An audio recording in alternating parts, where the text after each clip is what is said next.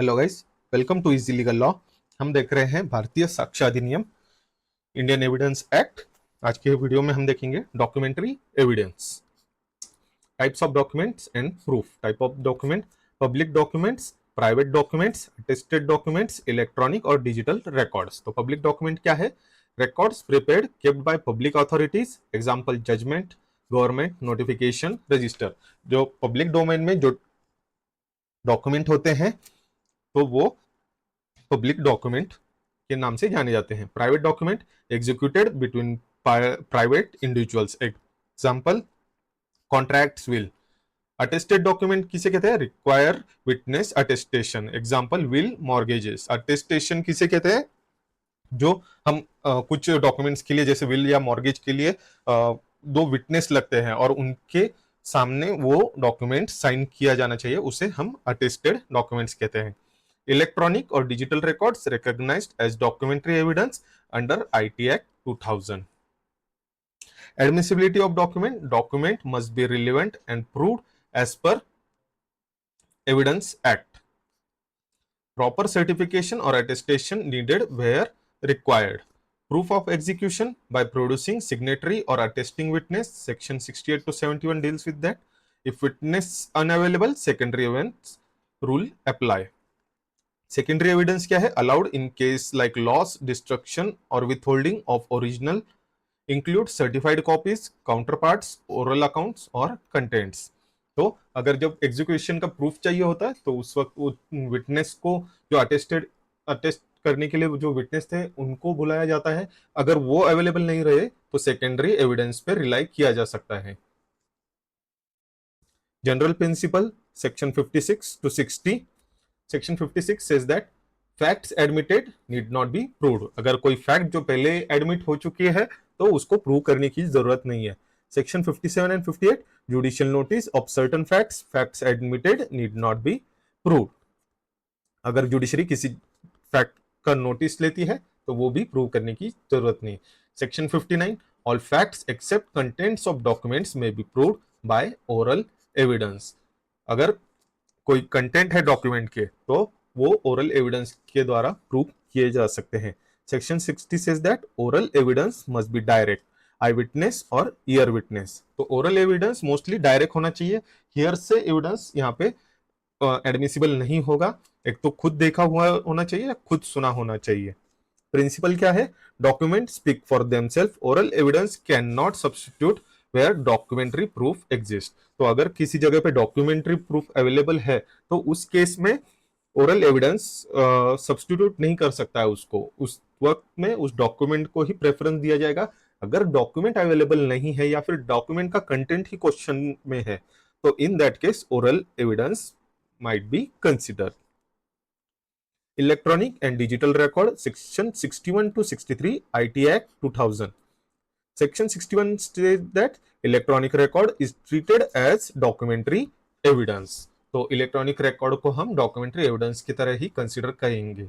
Section 62 to 63 lays down admissibility of electronic records must be produced in accordance with section 65B certificate IT Act. Certificate must specify integrity of record, method of production and identity of device. तो section 62 63 क्या कहता है कि electronic record की admit करने की कुछ procedure है। तो section 65B certificate IT act में दिया हुआ है, एक फॉर्मेट होता है एक तरह से। तो उसमें हम उसमें हम कोर्ट को ये एडमिट करते हैं उसके रिकॉर्ड की इंटीग्रिटी के बारे में और कहां से लिए गए हैं और किस डिवाइस से लिए गए हैं। सपोज अगर कुछ डिस्प्यूट है और हम वहां पे व्हाट्सएप के चैट्स अगर प्रोड्यूस कर रहे हैं कोर्ट में, तो हमको वो चैट्स के स्क्रीनशॉट लेके उनको प्रिंट करके फिर उसके साथ वो 65B का सर्टिफिकेट अटैच करना पड़ता है कि ये सारी जानकारी जेन्युइन है और हमने इस तरीके से उस मोबाइल में से, तो वो मोबाइल में जो डिवाइस है उस डिवाइस का नाम, नंबर, जो कुछ भी कोड होगा। तो अभी नया एक चीज आई है, हैश वैल्यू। मतलब ये आउट ऑफ द मतलब सिलेबस बता रहा हूँ कि हैश वैल्यू रहती है हर वक्त जब हम फाइल ट्रांसफर करते हैं, ट्रांजैक्शन करते हैं, तो एक हैश वैल्यू जनरेट होती है जो कि बहुत इंपॉर्टेंट चीज है। तो ये सारी चीजें मेंशन करना पड़ता है सर्टिफिकेट में, तो तभी ये सारी चीजें एडमिसिबल रहती है। IT Act 2000 प्रोविजंस क्या है? Section 4 says that electronic records have legal recognition. Section 65B Evidence Act special conditions for admissibility important for emails, WhatsApp chat, CCTV footage. Attested documents section 65 to 73. Section 65 क्या कहता है? Circumstances allowing secondary evidence. Section 68 documents required by law to be attested must be proved by attesting witness. तो अगर कोई document है जो कि attested चाहिए तो वो विटनेस द्वारा प्रूव किया होना चाहिए कि उनके सामने ही वो एग्जीक्यूट किया गया है। Section 69 to 71 says that if witness unavailable, execution can be proved by other means. अगर कोई other means है और विटनेस अवेलेबल नहीं है तो अदर मीन्स से वो प्रूव किया जा सकता है। सेक्शन 73 says that कोर्ट में compare disputed handwriting signature with admitted samples. तो कोर्ट को पावर है, अगर कोई हैंडराइटिंग है, सिग्नेचर है तो और वो डिस्प्यूटेड है तो वो सैंपल के द्वारा कंपेयर कर सकते हैं। Public and private document section 74 to 77, 78 to 93. Public documents जो public domain में है, section 74 state that acts record of sovereign official bodies, tribunals, public officers. Example court judgments, government record. जो public domain में होते हैं वो public documents और जो दो private parties के बीच में होते हैं उसे कहते हैं हम private documents. Section 75. All documents other than public. Section 76, 77 says that certified copies of public documents are admissible without proof. अगर पब्लिक डॉक्यूमेंट का अगर सर्टिफाइड कॉपी है, सर्टिफाइड कॉपी मोस्टली किसे कहते हैं कि जो अगर पब्लिक डॉक्यूमेंट है उसका जेरोक्स निकाल के उस पे वो रिस्पेक्टिव ऑफिस उस पे स्टैम्प देता है कि ये सर्टिफाइड कॉपी है, ये ओरिजिनल कॉपी की डुप्लीकेट कॉपी है। तो अगर ऐसा कोई स्टैम्प है सर्टिफाइड कॉपी का तो कोर्ट उसे एडमिसिबल करता है और उस पे उसके जेन्युइननेस पे क्वेश्चन नहीं करता mostly unless until disproved. Presumption क्या है? सेक्शन 78 टू 93 में बताया गया है। Presumptions as to certified copies, official gazette, newspaper, maps, electronic signature etcetera. Court presumes certified copy of birth register to be genuine. Exclusion of oral by documentary evidence section 94 to 95। Principle क्या है? When a contract और disposition is in writing, oral evidence cannot contradict, vary, add to or subtract from its term. Exception, oral evidence allowed to explain ambiguities, fraud, mistake or custom.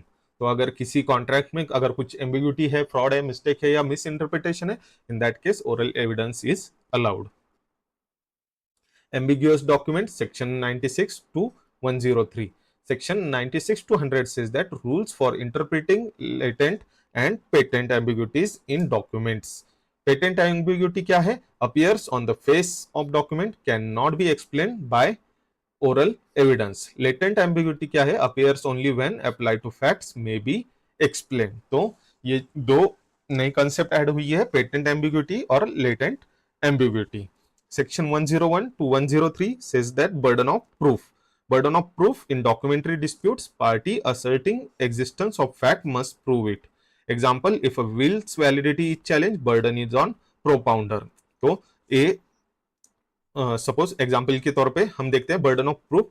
अगर ए और B के बीच में dispute है considering to this will, तो इस will में ये दोनों भाई हैं और इस विल में उनके फादर ने अगर कुछ प्रॉपर्टी का डिस्ट्रीब्यूशन किया है तो अगर ए इस विल को अगर चैलेंज करता है कि ये विल गलत है, इसमें सारी प्रॉपर्टी बी के नाम पे की है, तो ए को प्रूव करना पड़ेगा कि ये किस तरीके से गलत है या फिर ये विल फ्रॉड है या फॉर्ज्ड है। तो ये बर्डन रहेगा ए पर क्योंकि ए क्लेम कर रहा है कि वो विल डुप्लीकेट है। अगर बी एग्जीक्यूशन के लिए जाता है और बी कहता है कि ये विल सही है, बराबर है, तो बी पे बर्डन रहेगा कि उसको बी को प्रूव करना पड़ेगा कि ये विल किस तरीके से लीगल है, ऑथोराइज्ड है और एग्जीक्यूटेबल है। तो जो पार्टी असर्ट करती है एग्जिस्टेंस ऑफ फैक्ट उसको प्रूव करना पड़ता है। That was all for today. See you in next video. Till then, like, share and subscribe. Thank you.